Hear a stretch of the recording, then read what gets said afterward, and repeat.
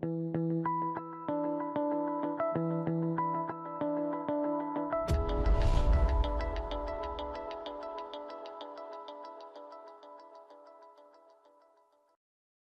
guys, it's Andrew Grove, aka This Passing, with another replayer review video for CardRunners.com. And if you've been following along, I hope you're enjoying the first two parts. This is the third video out of 6 I think I'll be doing in the early part of this year. Just going over hands from last year and certain filters that I found interesting for me that I wanted to study and that I thought you guys would benefit from too. Today and for the next video, it's going to have hands that are featuring in 3-bet pots. So this one's going to be in position and the next one's going to be out of position. So yeah, let's not waste any more time talking, let's just get into it. So in this hand, under the gun limped a sort of, he's playing sort of recreationally. He's limping a lot of hands, 38%, or his overall VPIP is 38%, his raise pre-flop is 12%, which seems pretty static, like he's stealing about the same amount from the cutoff, the button and the small blind, around 16% or so, it seems like on average. He's calling a lot from the blind, stuff like that. But his post-flop,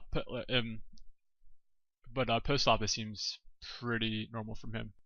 So yeah, so undergun limped, this player raised, I squeezed, I guess. Is that a squeeze or not? I'm not sure if it's a squeeze, if someone limped or not, but I 3-bet nonetheless, and they both called. And we get this very dry board. And yeah, so I can show my hand now, since that's going to be the important part of the first part we're going to look into. So I have a pretty good double suited hand, high card hand, and I want to know, well, let's look. Not that part yet. So the main question I had going into this was, how should I use my ace king hands like this to balance my my overpair value range, mainly aces and kings, since ace king is like blockers to that, and what's the ratio and should I check or bet them? And how much equity does my actual hand have versus different parts of villains' ranges on this board texture? So at first we're just going to look at some stuff pre-flop, and I think it's important stuff to consider. So pre-flop we have about 50% versus a 13% range, and that's the range that villain was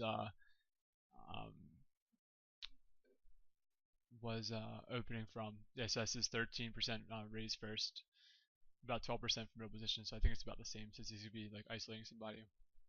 And for El Negro, it was kind of difficult to give him a range because he limps a lot of his range from under the gun, and it's not really, in my experience with him, it's not really, it doesn't really indicate either way, like, it's not really a reflection of his overall stats, his under the gun range. It's kind of a lot different from his other parts of his ranges. So the 40-28 there, I don't think it really applies to his under the gun range. He like limps a lot of hands there.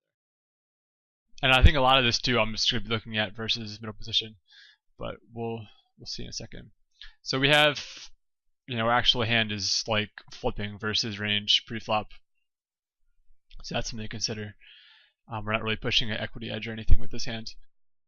Versus range, and if you did happen to have aces, we have 37% equity versus aces, so we could call a 4-bet if that's our only consideration, which it probably would be because he's so short that there's not that much money left post-flop.